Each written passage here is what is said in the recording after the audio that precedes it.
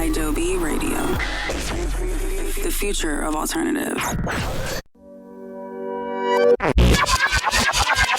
Greetings, Mood Killers. It's Eddie and Marconi with you. Another exciting edition of Mood Killers before we take our much-needed summer break. Don't tell them, Eddie. Oh, I don't want people to say that. Yeah, you're not supposed to say that because then know. people will be like, why would I listen to a back episode? Well, because you guys aren't making any new episodes. I like how the summer's over. A lot of TV shows, like especially late night shows, they will never announce that they're taking time off.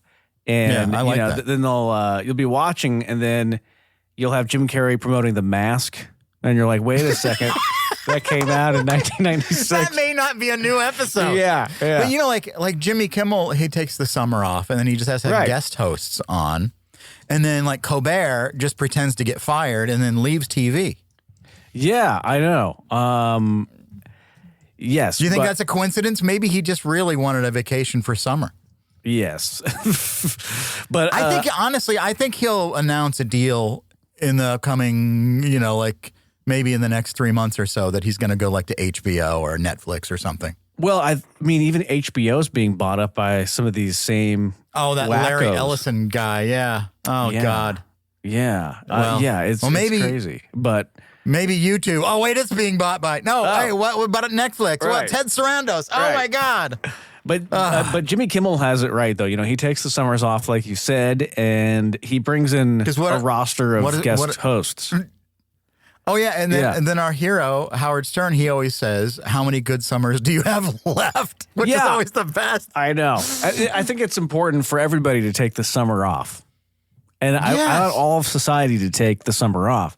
And then I know that also... Unless you work for Adobe Radio, then get back to work. Oh, yeah, exactly. Oh, I'm sorry. And I know that you tend to wind down a bit on your microphoning in general during the summer, right? Well, like, I still do stuff for, you on Adobe and that kind of thing. Yeah. But we take a break from doing Mood Killers, and I take a break from Test Miles. And you still do It's News to Us. But it's a limited schedule. So we'll maybe do 1 or 2 a month during the summer. Oh, okay. But it's a reduced hours.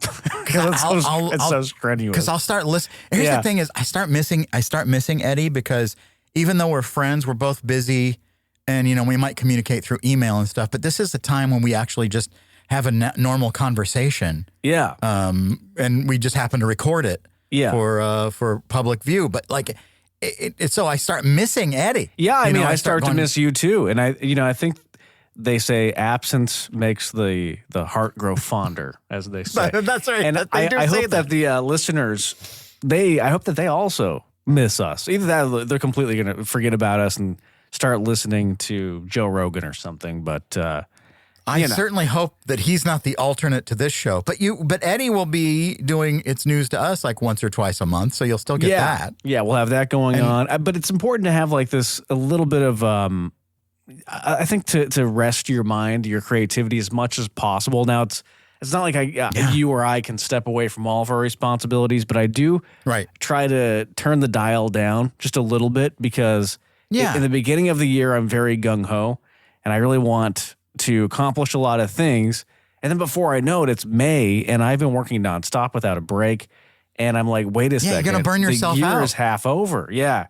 And I haven't taken any vacation at all this year. That's a crime right there. Because I don't know if you knew this, but Eddie is the creative director and CEO of Adobe Radio.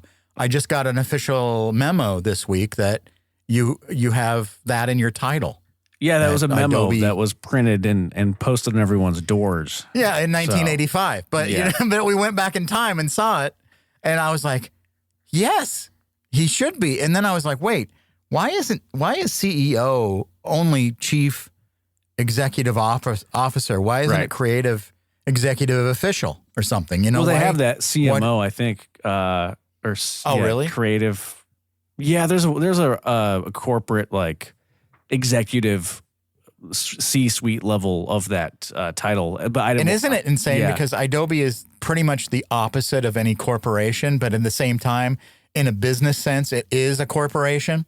Yeah, it's a weird thing, because, we're like an independent, scrappy outlet, but then there are a lot of times where I have to present myself to the outside world professionally.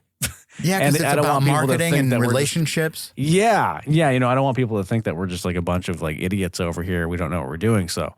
And you know what? Why can't we normalize just being idiots? I wish we could. Well, I will admit that I don't know what I'm doing most of the time, but nobody needs to know that. There you go. Did you get that? Okay. Did you record that, Frank? We're gonna send that all to the investors. Yeah, send that out to the investors. Well, they don't know what they're doing right. either. I talk to the investors, the Adobe investors, and they give me advice, and they tell me to do the things that I had already been doing for 6 months, and that's basically how those calls go.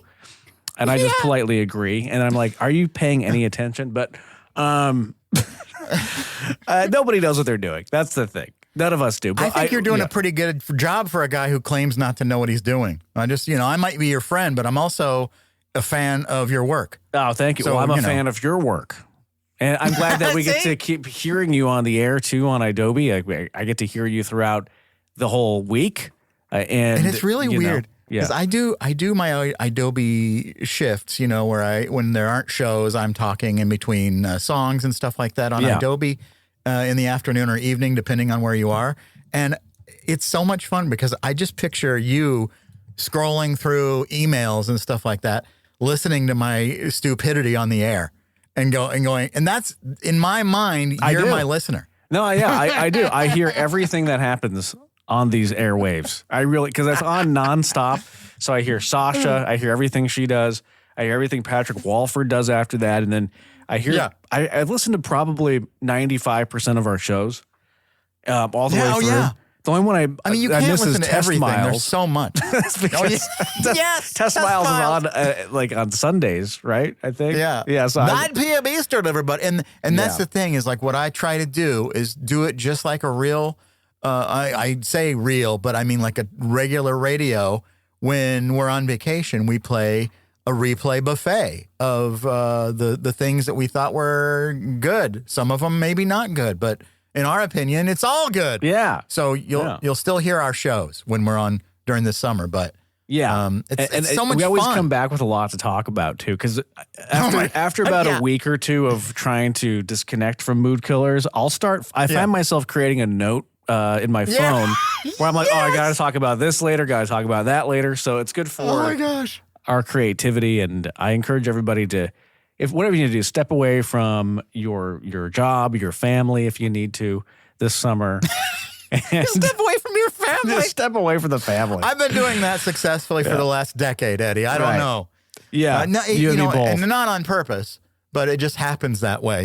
With a lot of things going on in the world, and it's difficult. Yeah. But I think the thing is I never feel alone because Eddie Barella has cameras in my apartment to make sure that just proof of life. It's not for anything weird. Cameras. Just to make sure that I'm, microphone. He checks in and are you still alive? Just, proof of life photo, please. Thank you. Yeah. Yeah. Now, it is summer now. So if you are you excited about, you're not a big movie guy, but it's summer movie time. So all the big blockbusters are coming out. Yeah. Are you excited about any of these? They started out with Mandalorian. That just came out. I went to look at the Disney Plus app because I was like, I think I still have that. And then I saw that. And they actually have The Mandalorian as the #1 movie. And it's not even on the app. It's just the trailer. Oh.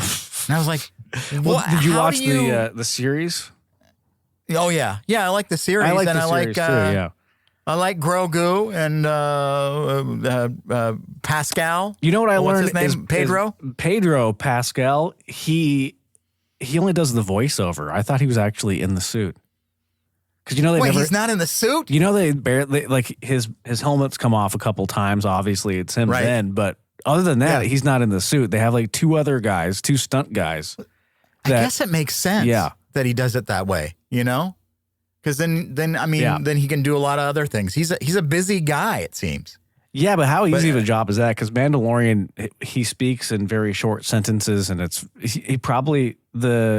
It's probably like, if you were to type it up, probably 3 pages of dialogue. He goes in a recording studio. He does that and gets paid millions of dollars.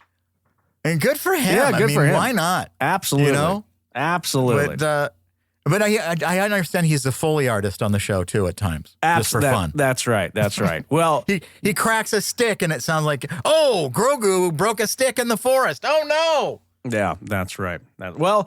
We have a hell of a show for you, ladies and gentlemen. Billie Eilish is here. We'll be right back.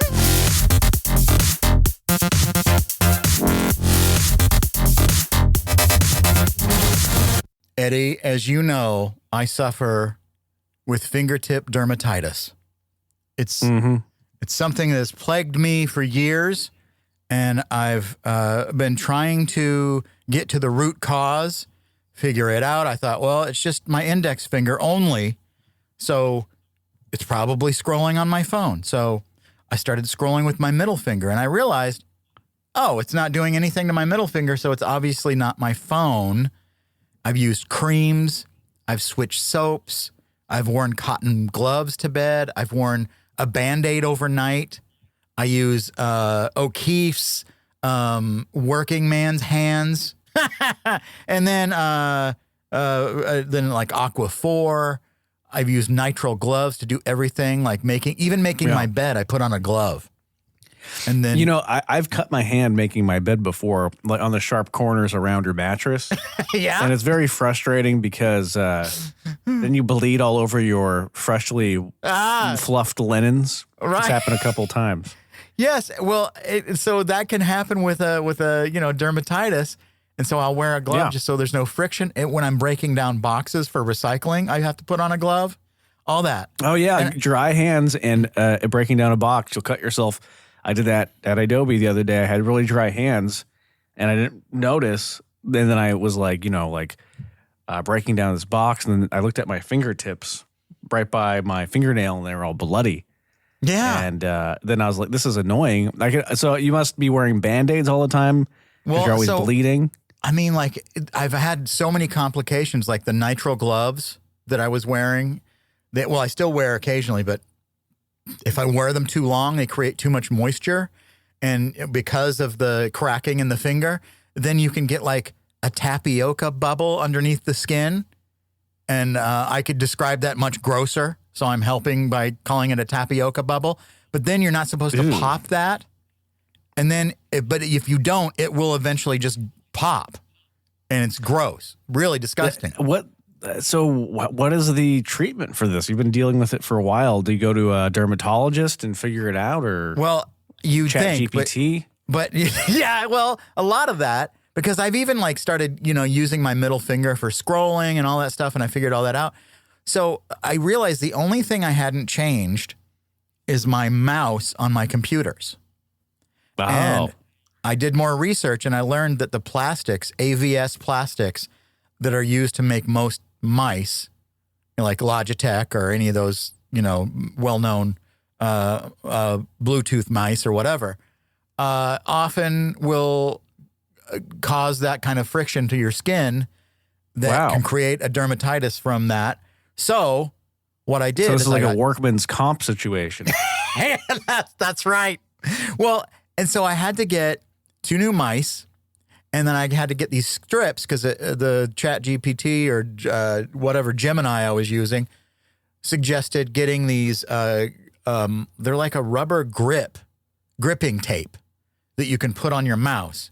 So I have new mice, but they have a piece of black grip tape, like a tiny little strip. You can't even see it if you're looking at it, but that's where my finger touches the mouse. So, and then I got something called a Mighty Patch Hero, which people use typically for pimples on their face. They're like a little circle. Yeah, is the one that has, what's that name of the medication? Hydrochloric? No, yes. Yes. Hydrocolate or something like that. Yes. Hydro Kool-Aid. No. Yes. Yeah, but you're right. I know what you're saying the thing. But so, and it's perfect. And those things were actually made for all kinds of things, but they just discovered that, like, if we make a little circle one, it'll work for people's faces for pimples. Yeah. So it heals wounds. It's very good for healing. Yeah. So what I'm doing now is I'm using one of those all day. I don't have to wear a nitrile glove to make the bed anymore. And I have that little strip on my mouse. And I think, and this is like day 2 of me trying this, so who knows? But it's maddening because like I'll literally go, oh, I'm going to do something. And I'm like, oh, better put on some gloves. Yeah, that's obnoxious. Because if I get like a cut on a finger and I have to be maintaining a Band-Aid for 4 days, I go insane. And that happened to me a couple weeks ago. And it's just like you wash your hands. Oh, now you got a soggy Band-Aid. Oh, you better wash it. Then you put on a fresh one. And then or what if you have to use the bathroom? Then you've got to do a whole new thing. Like there's that too. Yeah.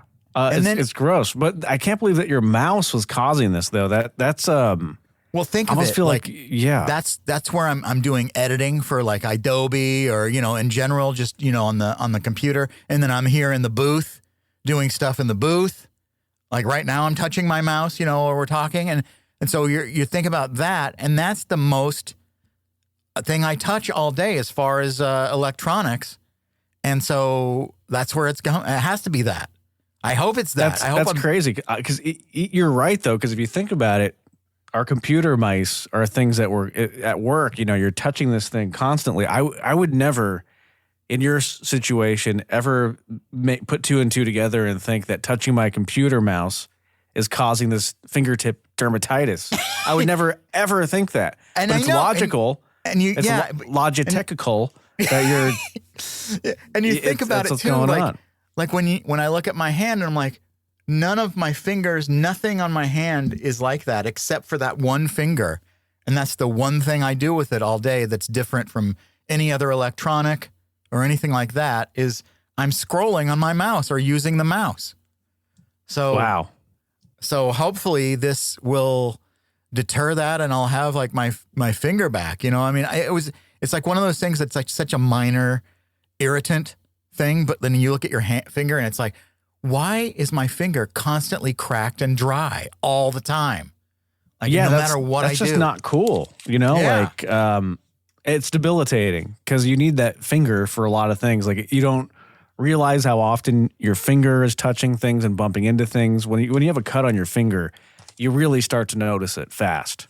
Yeah, and like I even put on a nitrile glove to floss my teeth because when you pull that piece of floss over your index finger, it hurts my finger. Jeez. So like it's a mess, but at least with this little dot, I can put the dot on there and it does about the same as the nitrile glove does. It's like a little second skin that you can't even see. It just looks like it's clear because it's like, clear. They do make like finger Band-Aids that are made of the exact same material. Well, maybe I should graduate to that. If you don't want to use a dot, because the dot might fall off easy. But there's like actual Band-Aids that are all... And I just change it out every night. Before I go to bed, I take it off and I sleep dotless and then wake up and I put one back on. This is my life. If anybody told you that you're going to grow up and be cool, don't believe them. you're putting dots on your finger every day.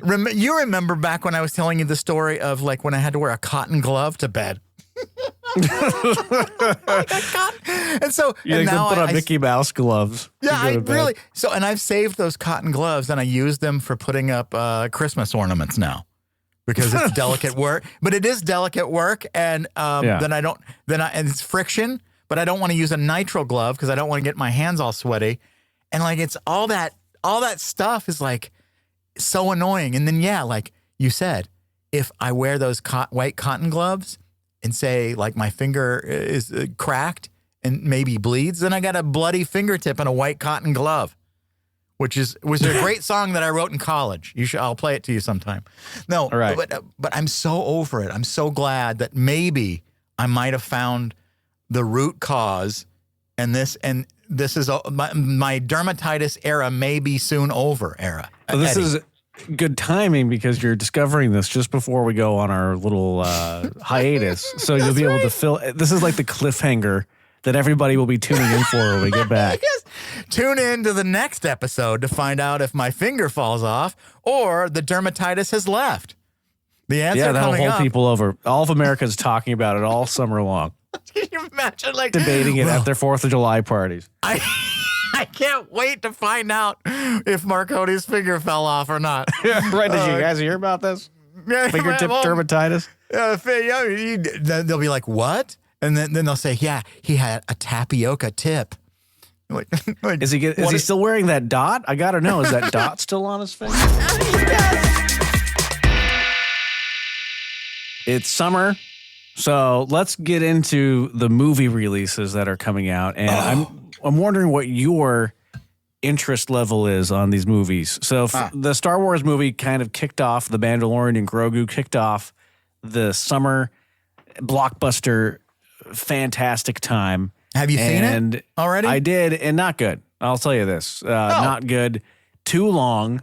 It felt like a filler episode of The Mandalorian nobody asked for. It was like one of those.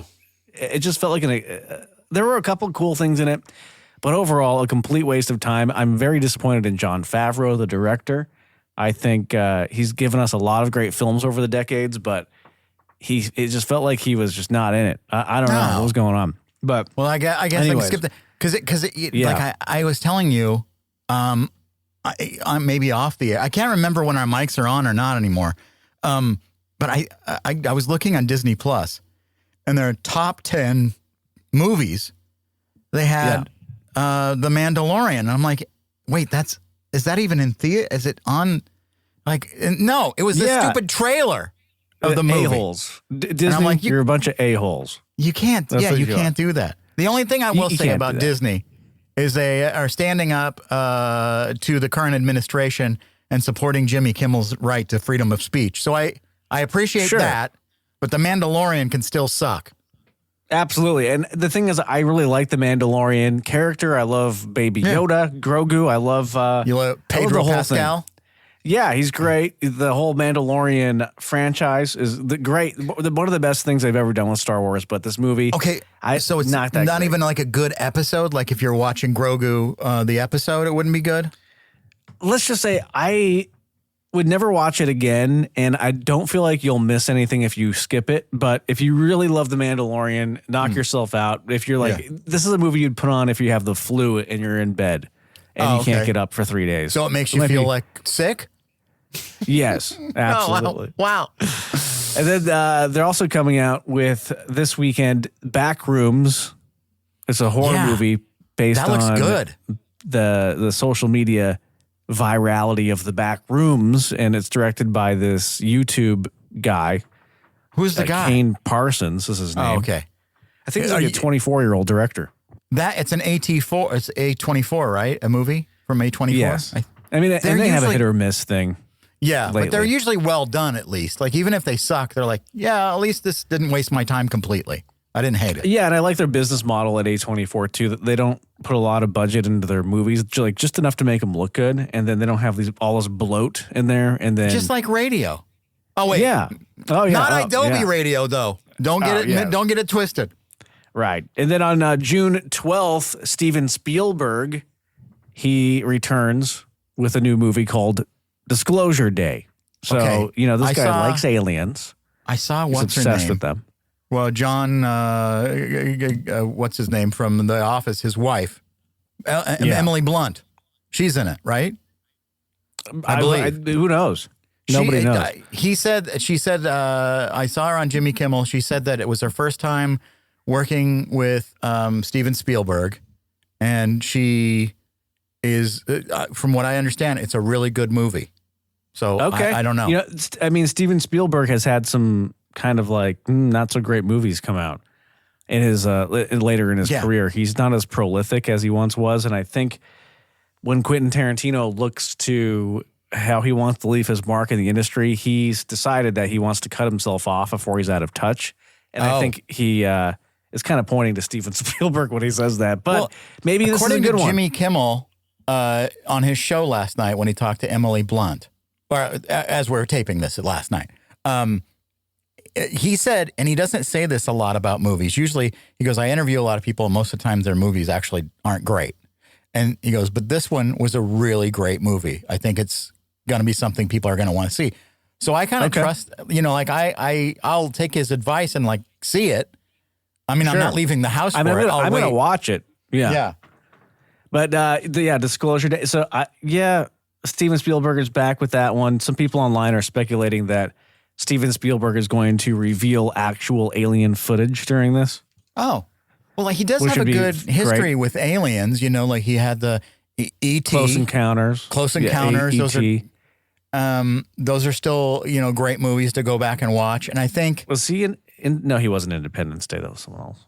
I think this one could be like maybe the third, iteration of his alien genres. Yeah, I mean, I like to see him directing because he is a legendary director and he brought us so much joy. He brought us Jaws and Yeah, I don't Jurassic think anybody Park. should have to quit if they don't want to. If your movies aren't it's the hard part is when people have your old work to compare to the new work. And I get that. Some things are just, but also it's kind of like a past prejudice. Like we loved this movie so much. There's nothing that's going to measure up to it. So then you've already decided, And so I think it's kind of hard to have an open mind when you get jaded like that. So I don't know. Maybe he should quit, or according to like guys like Quentin Tarantino. But maybe like when you think about it, like what else is he gonna do? Sit around and not direct? Yeah. He has some creativity still left. He's a nice guy, from what I understand too. So yeah. Then speaking of dusting off old franchises, Toy Story 5 I saw that. is going to be coming out. Why are they doing that? I thought they should have stopped after 3. I've only seen 1, 2, and 3, and I thought the third one was perfect. Yeah, But people say 4, the fourth one is good. I don't know. It was good. I mean, I saw it too because it's Toy Story, and I wanted to, but I don't know. Like, I'll still watch Toy Story 5, but they should stop. They really should. Everybody's gonna go watch it, but they're like, please stop. Yeah, please. If we go watch this one, will you quit? Oh wait, never mind. I think they are really kind of. It's a very risky move. It's like when you have all the chips and you keep putting them on black over and over again. Yeah. And you keep trying to double your money. It's like all or nothing every time with these because they could destroy the whole franchise anytime they decide to make a new movie. Or they it could totally be the greatest ruin it. movie ever. We don't know. Like that's the weird thing about it. Like it is like I find myself like I've been so jaded over the years that I hate remakes and sequels, and then sometimes the sequel can be pretty good, And so I don't know. Yeah, and speaking of sequels, another Spider-Man movie's coming out. Spider-Man Brand New Day. I like Tom Holland. Not coming out. Is there ever a time when a Spider-Man movie isn't about to come out? I know. Well, and there's also a Spider-Man TV show going to Amazon Prime with a 70-year-old Spider-Man. It is Timothy Nicolas Chalamet Cage. Spider-Man? Is he the guy that's the Spider-Man, or is it a different guy? Tom. It's Tom Holland. Tom There Holland you is go. the Spider-Man. Okay, so Timothy Chalamet was never Spider-Man, right? No, he was Dune. Oh, right. He He wasn't played ever a Dune. superhero. He was Johnny Majestic. Marty Supreme. Marty Supreme, yeah. That's who he was. Or the alternate title, Johnny Majestic. Johnny Majestic. That's right. He was Johnny Majestic. But And Tom Holland will be doing another one, and then why? I don't know. Where are they in the story? Have they created a new part of the story, or is it still like Aunt B and Aunt B. who's the aunt? What's her name? Yeah. No, I think you're right. Aunt B. And then then what's the name of the guy? The Uncle editor Ned, guy. Uncle Andy. I don't know. Is it Aunt? Uncle Andy, Aunt B. It's not. I know it's not Aunt B, but I can't think of. No, that's right. I think that is right. Aunt B. Is it? Really? Yeah. Okay. Spider-Man. Yeah. And Aunt. then there's the name of the girlfriend too. I forgot her name, but Aunt May is her Aunt name. May. Aunt B. Yeah. But yeah, so I like the Spider-Man movies, but I'm actually a little more interested in this Nicolas Cage one. He's going to be Spider-Man? Yeah, it's called Spider-Man Noir. So he's like a film noir type thing. It really is? Yeah, it's on Amazon Prime, I guess. Huh. And Nick Cage is Spider-Man. Why? Is he like 65? Yeah. And he's still in high school. he's still in Goosebumps. I mean, I like him just fine. Yeah. It is a little weird, though. Yeah, he is weird, but I mean, I like weird. You know? I do, too. I'm intrigued. It seems risky to me, again. But I will watch it. What if they just called it Old Spider-Man? Old Spider-Man. Spider Old Man. I might have to see it now. And it's on Netflix. Or it's on Prime. Prime. Yeah. Old Bezos. Spider-Man. Bezos streaming. I'll have to watch that. Yeah, so there's a lot to watch this summer. So enjoy. You have a lot to keep you distracted while we're gone. Whatever you do, don't read. Well, Eddie, you were talking about movies, and I was thinking of bringing this to your attention. Some stuff that I've been watching that I think's worth your time. Because I like that we're filling everybody's schedules up with more crap to watch on TV. Yes. During the summer. I mean, like, you should be outside during the summer, I guess, but that's what they say. However, don't feel guilty if you want to be at home watching some TV, too. That could be part of your summer if that's relaxing. Well, sometimes you come in after a long evening, or maybe you have a nice dinner, and you're like, what do I do now?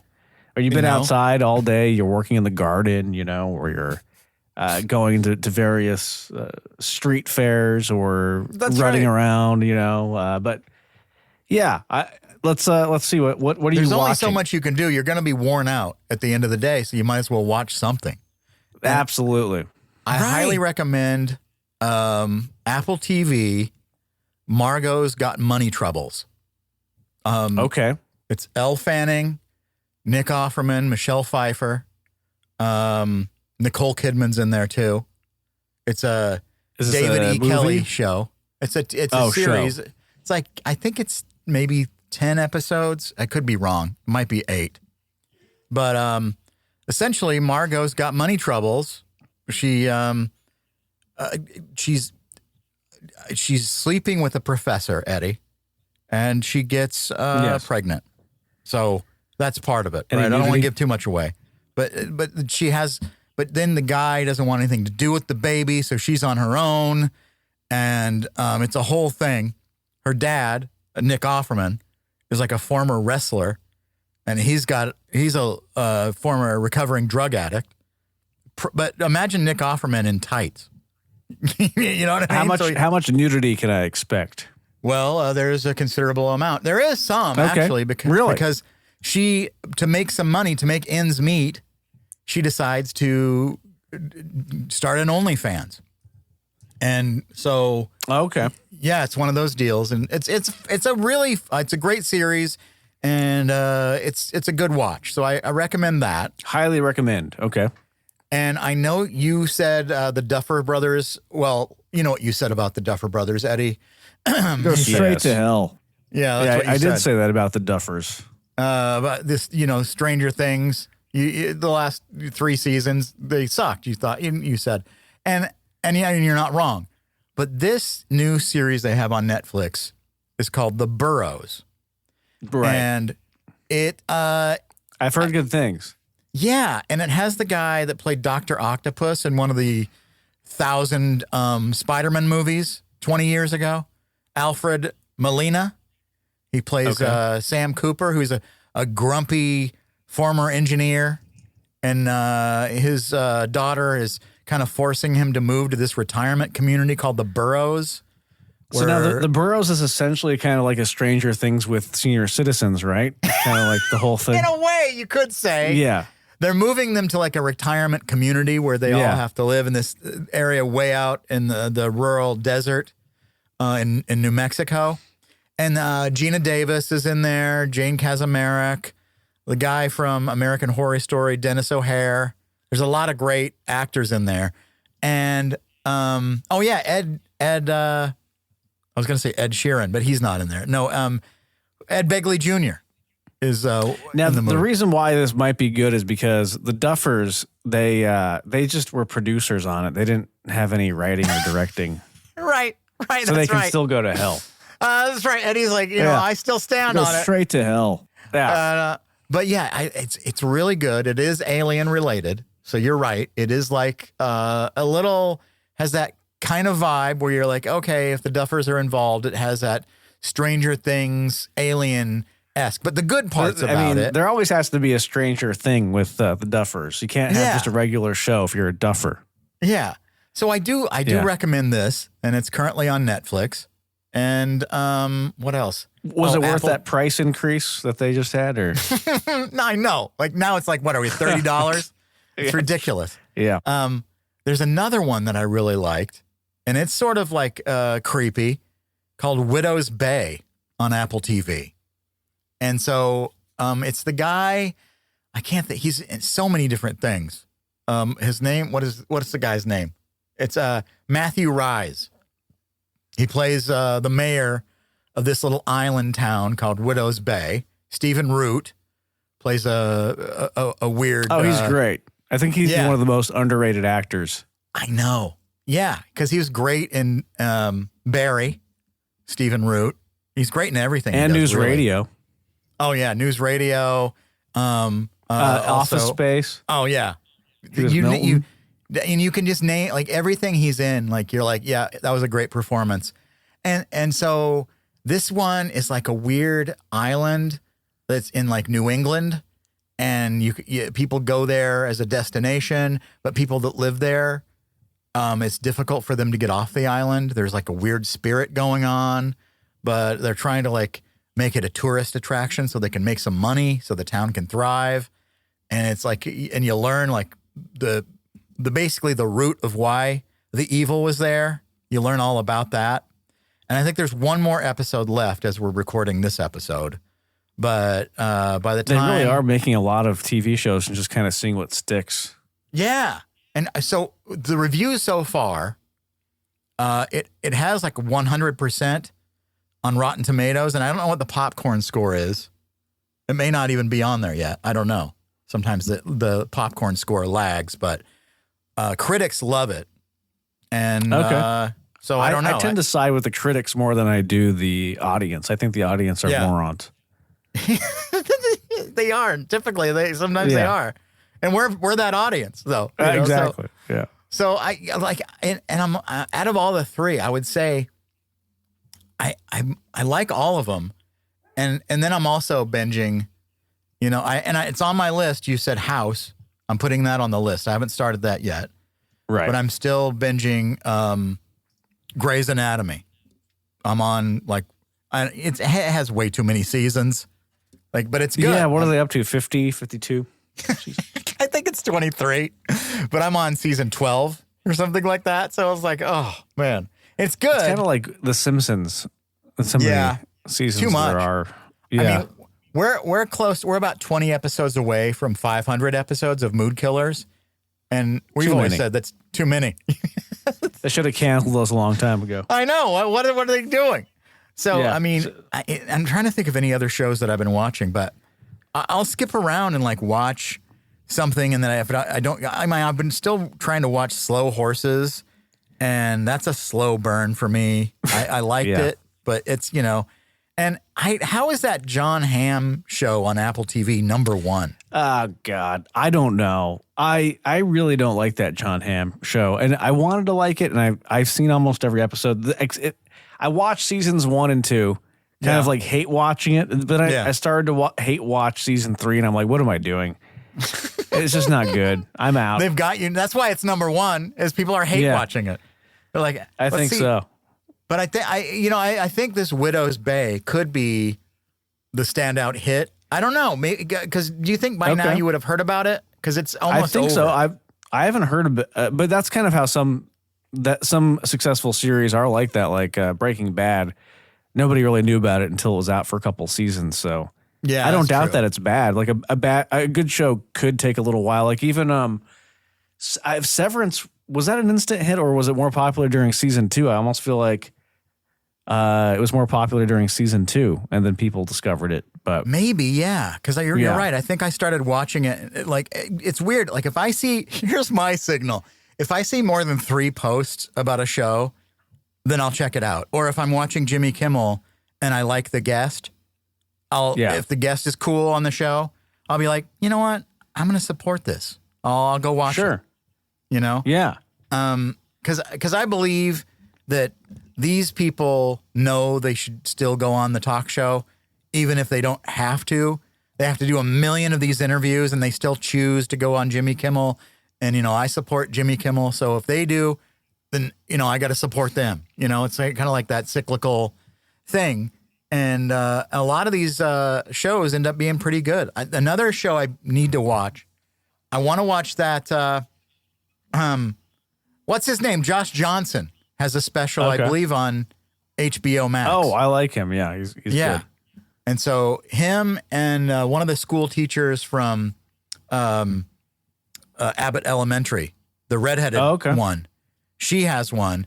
And the reason, I haven't checked it out yet, but the reason I'm recommending her, because every time she goes to Jimmy Kimmel Live, she makes him some incredible Italian food, and it makes you hungry.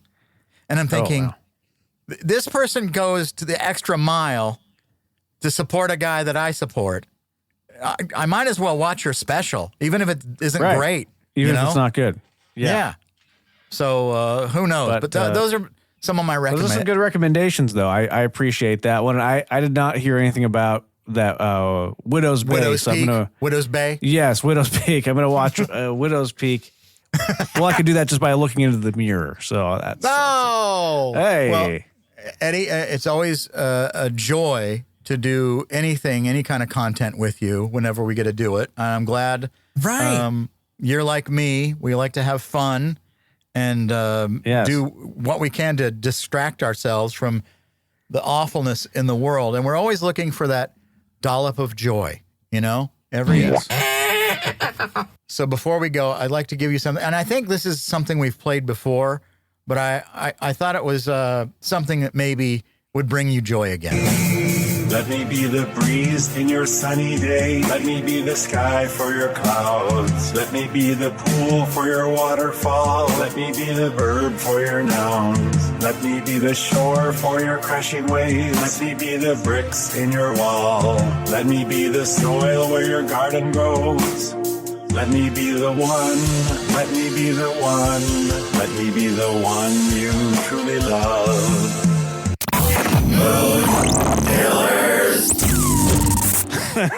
I'll never do this again. I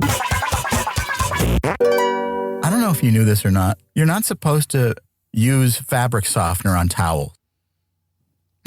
Give it up for Adobe, everybody.